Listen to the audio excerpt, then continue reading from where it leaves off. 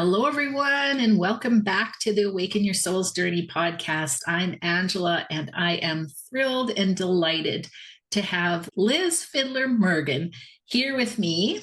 She is a remarried widow, a former nurse practitioner, and now a thriving flower farmer and entrepreneur. And her journey is rooted in resilience. So, after losing her husband, and discovering she was pregnant the day after the funeral, she chose to rebuild her life. And she left a healthcare career to follow her passion, turning her flower farm, Sunny Mary Meadow, into a multi six-figure business. And along the way, she has mastered marketing, community building, and entrepreneurship, helping others to do the same through her courses, speaking, and her podcast, Flower Farmer Forum. So, Liz brings a unique perspective on navigating life's challenges and evolving your purpose and building a values-driven business. And I just know that this conversation is going to inspire you, empower you, and I am just delighted. So, welcome to the podcast, Liz. Thank you. Thank you so much for having me, Angela. Yeah, and just, share with our listeners a little bit more about this journey from becoming a nurse practitioner to a flower farmer. Like, this is, people don't know often what they're going to end up doing in life. And this is a huge transformation in my eyes. Huge transformation.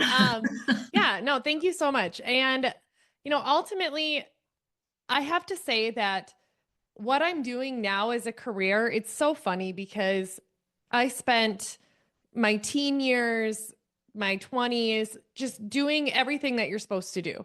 I ended up, the best paying job in my small town when I was in high school was working as a nursing assistant. So that's what I did. I went to college for nursing because it's a safe career bet. And that's what I did. After I graduated, I started grad school right away because that's just the logical, that's how you advance as a career or whatever it might be. And I did it the right way. I met my husband and we decided that I could do a doctorate degree in 5 years, or I could quit my job altogether and do it in 3 years. And so we did the responsible thing and crunched the numbers and said, okay, we together, because it was a team, he was my support system. We are going to do this over 5 years because I didn't want to be dictated by a bunch of student loans, and just really did everything so responsible and so planned out and so calculated. And finally, graduated with my doctorate degree a couple days prior to my 30th birthday. Had to wait a little bit on credentialing to start my dream job, finally starting my dream career. And I worked for 4 months as a nurse practitioner full time, and then COVID hit. And I was in primary care. So I was really worried that I wasn't going to have a job anymore. They talked about sending me back to the hospital to work as an ICU nurse because I had that experience. Elective surgeries were canceled. Physical exams were put off as long as they could. And it was just really scary. And all of a sudden here I had this plan and it didn't work out, right? And then things were starting to kind of get busy again, at least in healthcare. They realized, okay, we can't just keep putting these things off. And so my job picked up a little bit. And then actually that December, he passed away of a heart attack. And that summer prior, while things were pretty much in lockdown, I had started just a little hobby farm stand at the end of the driveway, selling flowers, selling canned goods. We live on a 40-acre hobby farm, which there's nothing hobby about owning 40 acres. But in our township that we live in, you have to own 40 acres. You couldn't just buy 1 or 2 acres with a house on it. They really try to preserve that egg character. And so we're like, okay, we have to actually, make an income off of farming, which, yeah, a farm stand counts, and, keep it as a farm. And it was just supposed to be like a little side hustle, a little side thing. It was never going to turn into anything, elsewise, because he had a career as well. And that wasn't really the plan, but it was just fun, something fun to do. And then he passed away that December, and I found out I was pregnant the day after the funeral with our second child and was very fortunate enough to have the ability to take 3 months off of work. Not everyone has that. And I was able to do that, which honestly, I couldn't have gone back any sooner. I did not have the patience for people telling me about their problems, which is essentially what a nurse practitioner does all day Right. long. And I was going to give up the flowers, and I had a bunch of customers reach out and they're like, we want to buy Easter flowers. We want to buy Easter flowers. I'm like, okay. So I sold these bouquets at $30 a piece, which is if you bought flowers recently, like when you're buying wholesale flowers, that's not much profit margin, but I had to shut it off when I hit 300 orders in like a day. Wow. So my whole community just came together and they're like, if this is what you need us to do, if this is how we can help you, we'll buy flowers. And it made me look forward to something. It made me realize that, you know, there's this sense of fulfillment in this, you know, whatever this entrepreneurial journey is. And I knew I wanted to kind of hold on to it, but I didn't know what that was going to look like. So I had gone back to work around that same time, and I was fortunate enough to be able to go back part-time, 3 days a week. Just honestly, with when you have a spouse die young, there's just a lot to do with closing out an estate. And here I'm the second, or I'm the only parent, not just a single mom, but I'm a solo mom and I have one on the way. And so I went back to work 3 days a week as a nurse practitioner. And then I kept my little farm stand. Just thought, you know what, we're just going to keep it open for this season. I'll have my big garden. I had people come help me. And then after our daughter was born, I realized that I wanted the flexibility to be able to set my own schedule, have time with them, build a life around, or you know, work in the cracks. Not, you know, you think of that analogy of there's this jar of rocks and sand and water. You know which one I'm talking about? And if you put it out Yes. of order, it doesn't fit in. And I Right. think about that. Why am I making my job the rocks? Why is my job the 9 to 5? You know, why can't I make something else the rocks and then fill in my job when I'm able to? And honestly, that was kind of the mission I've been on for the last almost 4 years of, you know, okay, I can add a podcast, I can add coaching, I can add speaking, I can, you know, where does this revenue come from? And then honestly, it just from doing what was right for my family. And now the flower farm has grown so much that we're doing, I think I have 30 weddings already booked that I'm doing flowers for this summer. And we're Wow. building a new event space. And yeah, I do actually, I have to add, I still work 1 day a week as the nurse practitioner. I couldn't completely let it go. I think it's on the radar that that's probably what's going to have to happen. But I work 1 day a week from home doing video visits to keep my license up because you know I worked really hard for those for those initials. Yeah, for sure. Yeah. Wow. That's It's a incredible. lot. Yes, Yeah. yes. Yeah. Yeah. And to think, you come through all of that loss. And so, how did I'm sure there were challenging days in there. How did you get through that? How did you move through all of that pain and grief? I can honestly say that there are a lot of people in my life that I believe were put there for this reason. There was always someone to turn to if I had a question. I didn't even know how to log into our bank account. I didn't know, you know, there were so many things I didn't know. But I think that what got me through it was realizing that there's always someone that you can ask a question to. And even though I don't recommend living this way all the time, but when you've been through the worst that can happen, you kind of just, you know, that none of this is an emergency. Like just, I mean, just managing, figuring out how to live life or run a business or whatever.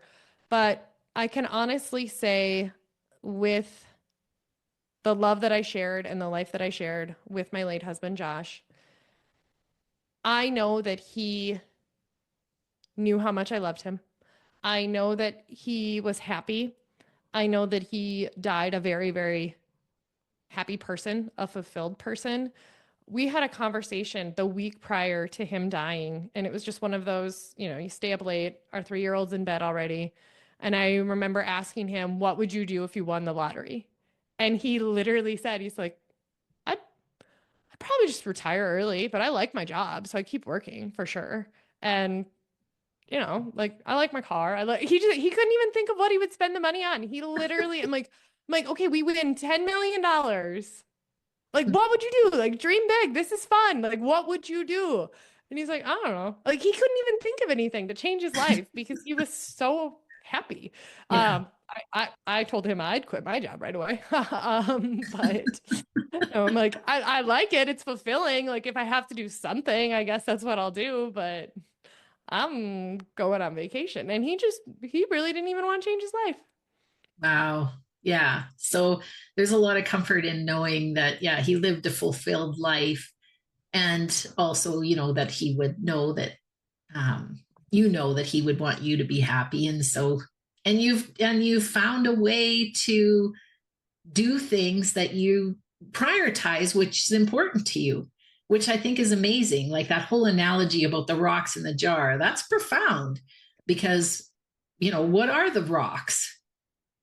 And I think that it's also really important to share that this did not happen overnight. Uh-huh. And, right now it's March 24th as we're recording this, 2025. If you would have talked to me on March 24th, 2021, I probably would have thrown this microphone at you. like, what do you mean? And there's stages of grief, and I'm in the acceptance stage of my grief, but that's still a stage of grief. I am still grieving, and I will always be grieving. But I spent a lot of time in the anger stage. It was not supposed to be this way.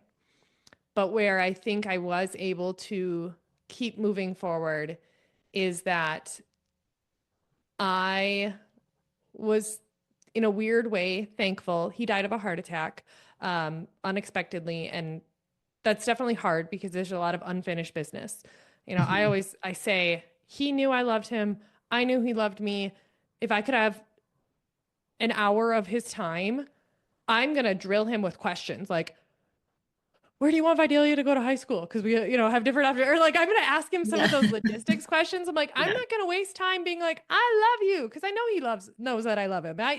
There's none of those things make me wonder or make me question. It's like this unfinished business that I'm like, okay, what do you want me to do here? But I am considering how big of planners we were and how, annoyingly responsibly we lived our lives and, did everything right. Had he been diagnosed with something terminal, I think that we would have wasted days, weeks, months coming up with a plan of what I'm supposed to do next. Or, can I afford to live here on my own or should I move? Can we, what should we do here? Or where should I move closer to my parents? Because then I'll have more support. Like that's what we would have talked about. And we wouldn't have been having conversations about what would you do if you won the lottery, Yes. And so I think knowing that, that he loved me and trusted me as his wife, I didn't have this, this is what I'm supposed to do. Like, I feel like a lot of widows do sometimes feel when they're widowed young, wondering, is this what he would want? Is this, would I make him proud? I'm like, well, I don't know. He loved me. So I guess what I'm doing is, these circumstances are so different than when he was alive. So now I just have to keep moving. Mm-hmm. Yeah. Yeah. And you talk about, how you've been able to prioritize what's important to you, but then also, move through this knowing that you've been through the worst. Like, I think I heard you say that. I've been through the worst. And so going through the next steps of your life, it's like, it almost feels to me like you're maybe a little more willing to take a risk or to, yes.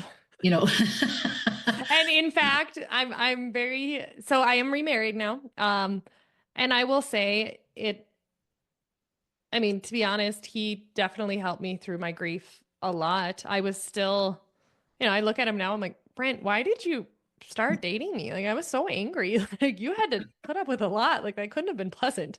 Like, and it just, he's like, no, and ultimately, he reminds me that, okay, like we're not invincible. We have to make responsible choices. We can't, but when you don't let the fear or what's the worst that could happen hold you back, when you've already been through the worst that could happen. I mean, for me, what's the worst that could happen up until this point? Right now, starting next month, there really is no going back from my career, as I'm breaking ground on a new building and event space for our farm for, wedding showers and building a huge walk-in cooler and farm store. Like there's no going back now. But up until this point, the last few years, because I mean, there's no going back because there's going to be a loan. There's going to be a business loan that I'm responsible for, right?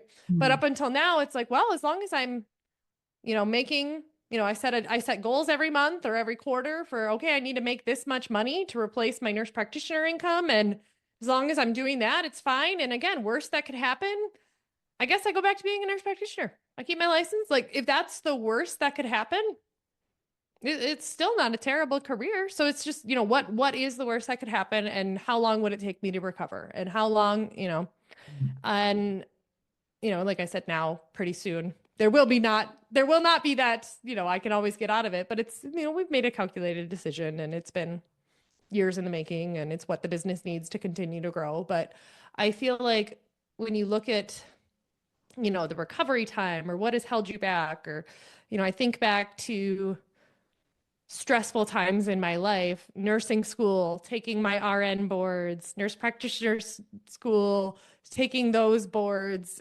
just that those nerves that I felt and things that I've had to do, they don't compare whatsoever to writing and reading the obituary at my husband's funeral that I never planned on doing.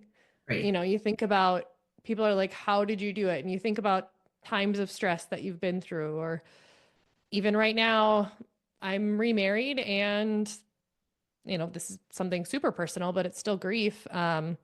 We found out that I'm 35 years old and I've already got low ovarian reserve. And if we want more kids, we probably have to have IVF. And we just found that out. And it's like, that's really disappointing. That's really hard. But, given the experiences I've been through, I'm like, well, we'll do what we can and we'll figure out, we'll make those decisions, but I'm not going to let that cripple me. Mm-hmm. Yeah.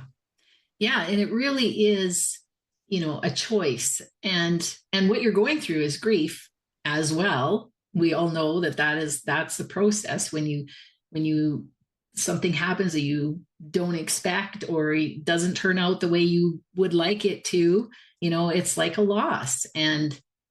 But yet you've learned how to approach that in a way that's, sure, you're recognizing the sadness and the disappointment, and at the same time looking forward to what's next and how do we, how can we rationally deal with this and keep moving forward. Yeah, I like it.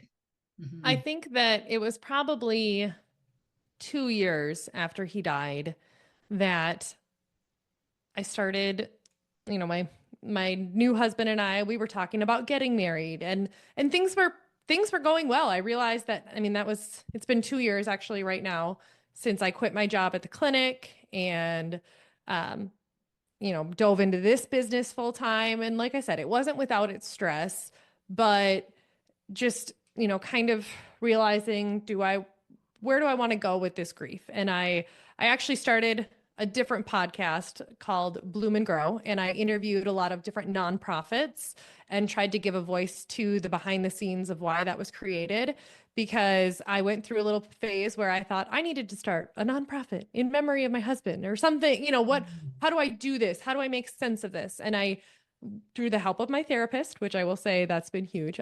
I've been going to therapy since he first passed away. And through that, I realized I'm such a achievement goal oriented person that starting a nonprofit in my late husband's name would not be a good idea. It would not be good for me mentally, emotionally. It would, because there's no goalpost. There's no, there's no definition of what it's supposed to be. And, I do better with a rubric. I do better with even with my business, we define it at, you know, this is the amount of money we need to make. And if we meet that, it's like when you have flowers, right? Mother's Day, Easter, Valentine's Day. I mean, you have to shut off the order at some point.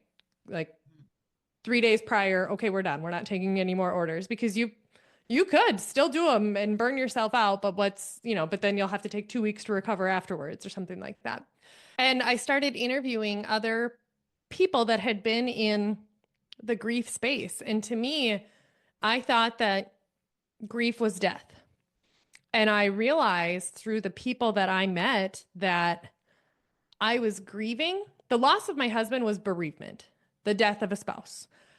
But grief is such a universal experience. And I think that made me feel less alone, because I realized that there were so many things that I was grieving, and I allowed myself to grieve them.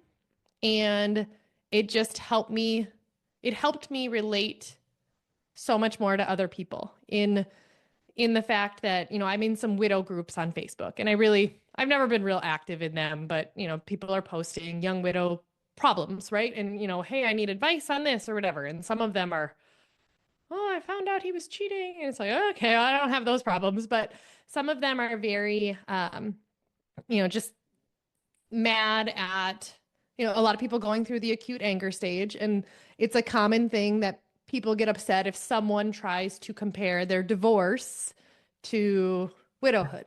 Right. And they're like, don't do that. And to me, I just have sat back, and that's never upset me. I mean, I'm like, they're just trying to relate, and they're trying to help understand. And I also never had to go through rejection or that failure, or, if you define it that way, and I don't mean to be insulting, but if you look at it as, I never had to question that he loved me. He never questioned that I loved him. There was never, any of those problems. Like, that comes with its own problems. And maybe I'm grieving the fact that I've lost that nuclear family that I thought I was going to have. As my daughter, anytime I overhear my first grader, someone says, "Oh, is that your dad?" And, "Yep, that's my dad. That's my dad, Brent. He's my dad on earth, though. My dad in heaven is Josh. He died." Like, that's just what she says to people. I'm like, okay, we don't need to tell everybody that. But yet, if you want to, that's okay. And just have to navigate that. Grieving the fact that, okay, there's baggage with my life. She's got baggage. She'll carry that. She'll be 20 years old and someone will comment, "Oh, you have brown eyes and your parents both have blue eyes." Well, that's because he's not my real dad. Just whatever that might be. Those are things that I'm grieving that, that's just grief. It's, a job loss or whatever, or change, when things just didn't work out the way that you planned. Everybody has that. And so I think when I started realizing, it was probably about 4 months in, and my therapist told me, because I was going back to work and I was listening to patients tell me about their problems, their backache, their stress at work. Meanwhile, I'm, trying to, there's just such a long to-do list when your spouse passes away, and trying to switch over accounts, and just so many things that you need to submit the death certificate to. And, plus I'm still grieving and I'm angry and all these things. And I remember telling that to my therapist, that I don't think I can do this. I don't think I can listen to people's problems. And she's like, "Liz, in the game of who had it worse, you're probably always going to have it worse. You're probably, if someone says, 'Oh, this happened,' well, did you find out you were pregnant? Did you, whatever it might be." And I just realized that, no, I don't want to win that game, that who had it worse game. Yeah. Yeah, exactly. Yeah. And I remember going through that myself, thinking that what I went through was worse than anything that anybody ever went through. And I don't know, there was some comfort in that for a while. Mm-hmm. Thinking that. Yeah. Oh, don't get me wrong. It's a weird way to think that I know what you mean. Like, it's a comfort of this almost, I don't know, badge of I'm tougher. Or I don't know. It sounds weird. It sounds weird, Yeah. but It's like, well, and you feel very alone because it's like nobody can understand. And mhm. that piece is kind of true because everybody has a different relationship. I mean, that you can't fully understand someone else's grief. Um, but yeah, it took a while for me to move through that too. It was, yeah, it took a while. Mhm. And I think now, as I'm working as a farmer florist, started a podcast about growing and selling flowers. That turned into coaching and teaching other people how to run a similar business. And like I said, I did end up letting that other podcast go. It still exists, but Bloom and Grow with Liz, it just started getting really heavy. And I found myself almost dreading the recordings because Mhm.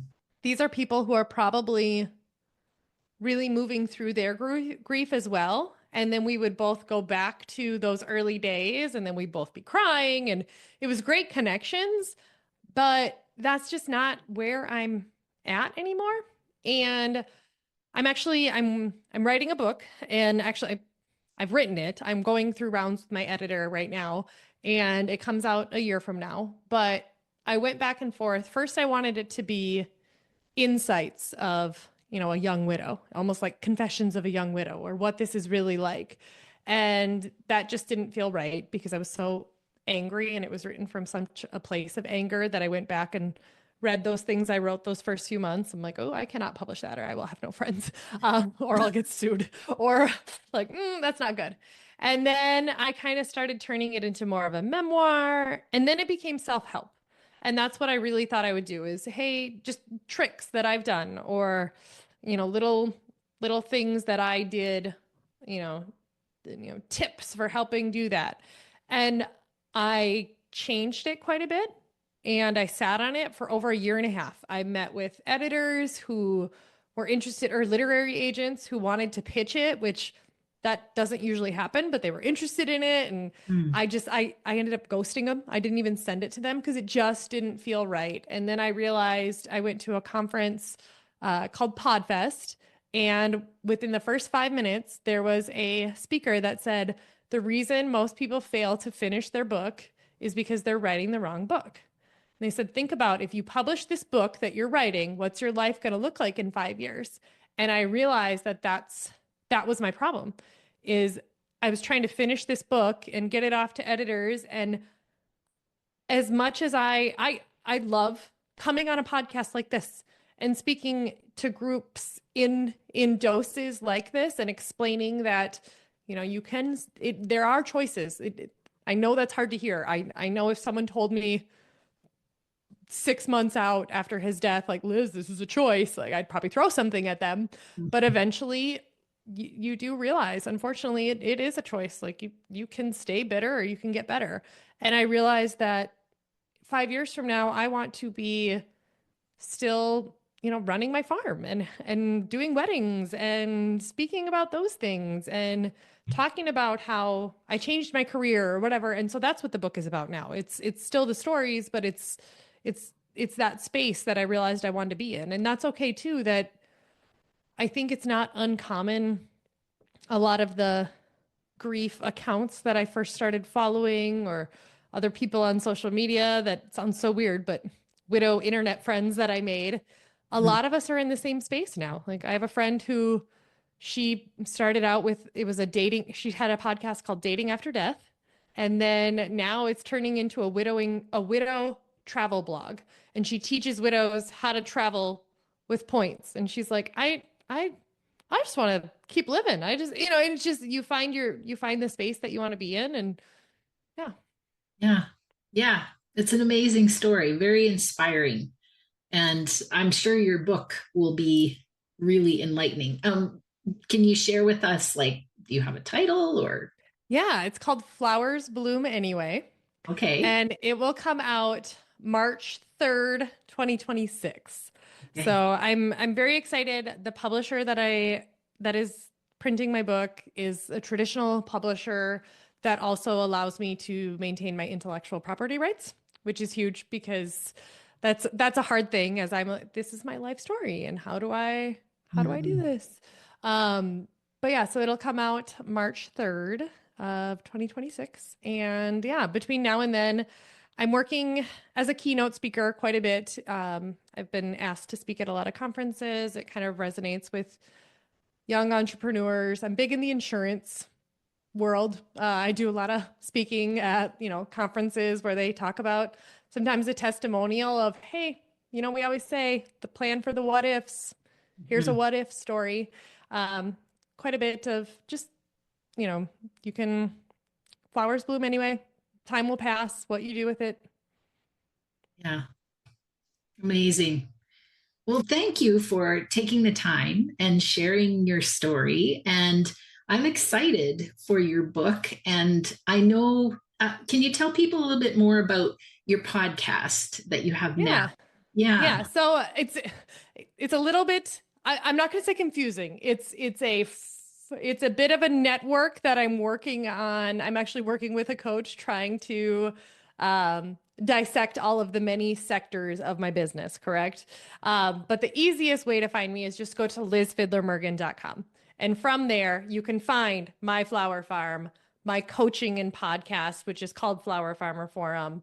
And, my speaking, my book itself is all on there. And then they kind of branch off to those other, whatever social media. Social media, you can find me at Liz Fiddler Mergen. If you're from Minnesota, my flower farm is called Sunny Mary Meadow. Or if you're interested in starting a flower farm, my Flower Farmer Forum podcast is, I think it's we broke the top 50 for gardening podcasts in the world. So that's pretty cool. But I do once a month, I do a Flowers Bloom Anyway episode on there. That's really more about entrepreneurship, getting over those hurdles. And they're definitely my highest. Those typically get over 1,000 downloads in the first week because they attract more than just the people that are interested in flower farming. Even though, today's episode that came out, it's all about how to grow ranunculus, which is this beautiful flower, but I realize that not everyone enjoys that, but it's how to grow it profitably in cool weather. But yeah, so I started adding the Flowers Bloom Anyway episodes and it works, and I do think that I'm also a case for, there are people that will say, you're doing too much and you need to niche down and you need to specialize. And I definitely challenge that. You don't need to, because it can work, because my keynote speaking is really just speaking about my story and my business. And, my podcast is just talking about how I run this business and, even adding the event space. I'm already meeting with the brides anyway. So it just works. And that's okay too. I don't like to be bored.